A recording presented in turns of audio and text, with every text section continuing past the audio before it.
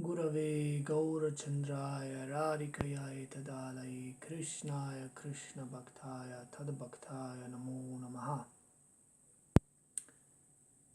Welcome, dear friends. So let's have a look what's been on last week. It's already Tuesday, but I didn't make it yesterday. So usually I'm going to do that on Sunday, but anyway, who cares? So let's have a look at the 108 LSA blog for that matter. What's been up last week? What's been interesting? What's been important? Okay, we're doing this with low tech here. So the older message was the strong searchlight of the mind. This samyama, concentration, meditation and contemplative trance is the great instrument of acquiring all knowledge of supersensuous varieties. So this is a quote from the Yoga Sutras of Patanjali, maybe even from purport of his disciple Vyasa, which is saying that this concentration, which is samyama, means with regulation, means like the mind is fixed by intelligence and it has an object to meditate on which is beyond the senses, so it gives super senses experience. It is the strong searchlight of the mind which, when turned on any object, reveals its innermost core. So it can also be applied. If you have this very deep concentration, it can be applied to also material objects, and you can find out all about it. You can find out what other people think, and you get all kinds of higher insights. It is the great light of wisdom, pragyaloka.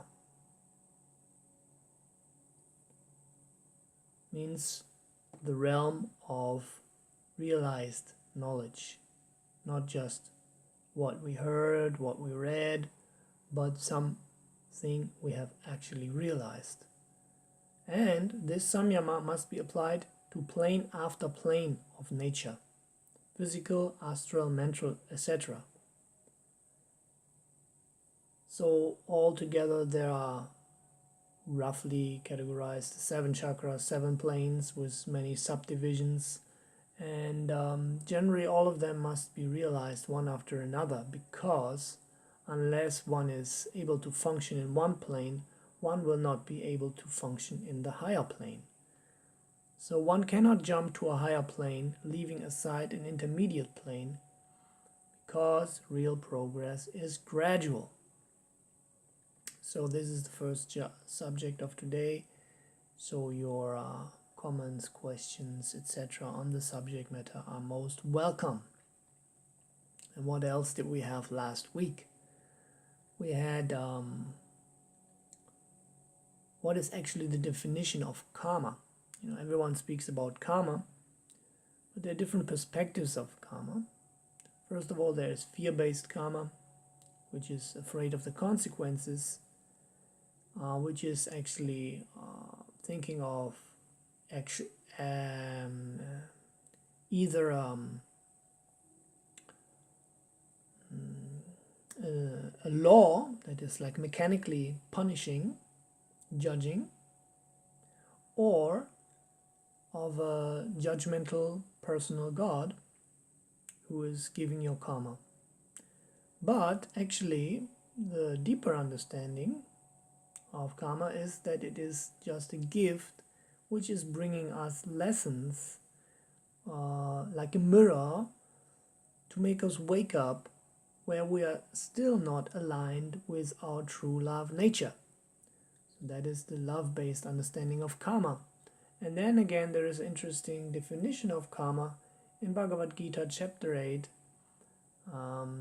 verse 3, where Krishna says, the indestructible, transcendental living entity is called Brahman.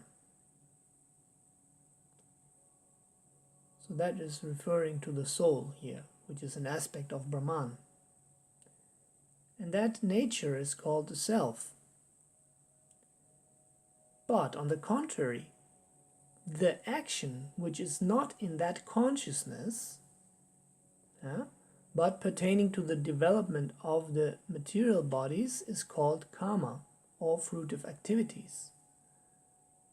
So, either one is acting on the plane of pure soul consciousness in accordance and alignment with the Supreme Will, or one is identifying with some material body, material designation and goals, and then for that reason, which is proving that we are not aligned with our love nature,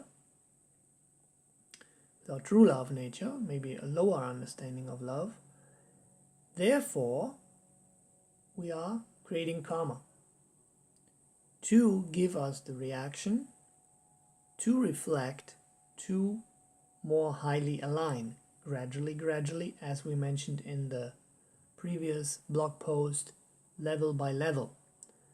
So there are many verses in Bhagavad Gita discussing the subject of karma, different types of motivations, and how to gradually be purified. We will make a post on that subject matter at another time. So what else did we have? We had that one, which is also nicely tying in. Who can save who? So one is on a very small island in a very big ocean, and he feels lost. He realizes that this is not his proper place, so he's waiting for a boat to save him. So when he finally sees a small boat coming, he is happy and screaming boat. But the other person who's in the boat, similarly lost on the vast ocean, is seeing the land and hoping for deliverance there, not realizing that what he thinks will be deliverance is just another trap.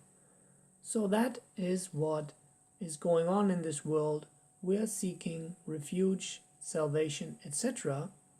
from other conditioned souls. Doctors, lawyers, professors, scientists, family, friends, etc.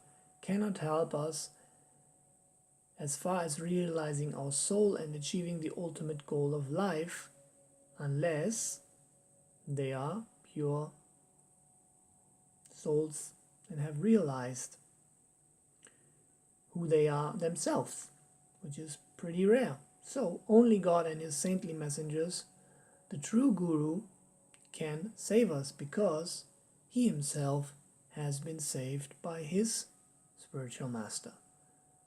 So there's a lot to say on that, but maybe we will discuss that when you send in your questions. Then I can address your questions in the next video. So thanks again for tuning in to this first episode of what was on last week on the 108 LSA blog, the 108 Loving Self-Alignment, and